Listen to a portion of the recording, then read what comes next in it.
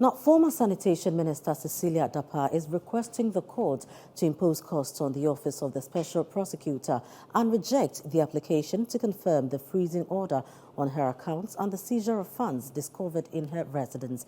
The NPP politician alleges that the Special Prosecutor's Office acted with ill intent when confiscating her money and freezing her bank accounts. In her affidavit opposing the Special Prosecutor's court application, the former minister maintained that the proper legal procedures were not adhered to. There is more in the following report. The former Sanitation Minister argues that the motion by the Office of the Special Prosecutor is absurd, grounded on false allegations and brought in utmost bad faith, and brazen disregard of Act 959 and the court's ruling on August 31, 2023. Madam Cecilia Dapa also indicates that the Office of the Special Prosecutor has not been able to demonstrate in his application that the money seized from her matrimonial home and the funds in her bank accounts are tainted property as defined by Act 959. She also indicates that the condition precedent for the applicant to classify the funds in her bank accounts as tainted property as a result of a specified corruption offense had not been met. In the affidavit in opposition, the NPP politician took the opportunity to outline circumstances leading to the re-seizure of the money and the re-freezing of her bank accounts. She indicated that on September 4, she received a call to report to the Office of the Special Prosecutor at 10 a.m. on September 5. On the said day, she claims to have arrived at the applicant's office premises with her lawyers at 10 a.m.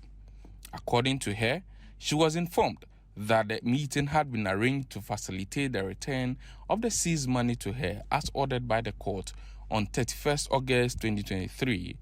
She indicates that she was made to wait to about 2:30 p.m. when the money was released to her at the 7th floor of the Office of the Special Prosecutor.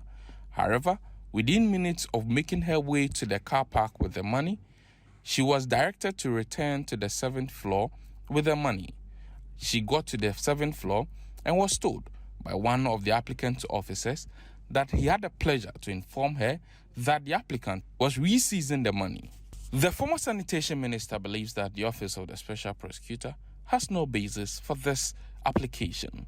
According to her, her counsel has advised her that the Office of the Special Prosecutor, having exercised his administrative powers to re-seize the money and to re-freeze her accounts on September 5, 2023, cannot justify his suspicions by relying on a caution statement that she gave after the re-seizure and re-freezing. She also believes that the applicant, thus the Office of the Special Prosecutor, is stopped from relying on the same facts contained in the August 8 application which the court dismissed to re-seize the amount of money and to re-freeze her accounts without first obtaining a warrant or court order for a fresh search and or seizure.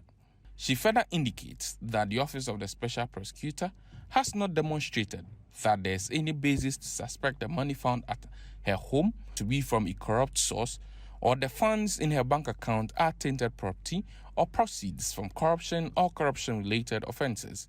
Madam Cecilia Dapa also expressed concern as to the failure of the Office of the Special Prosecutor to consider that the funds in her accounts include her earnings from various past employments, pension and treasury bill investment, among others, which in her view cannot be tainted property by any stretch of imagination.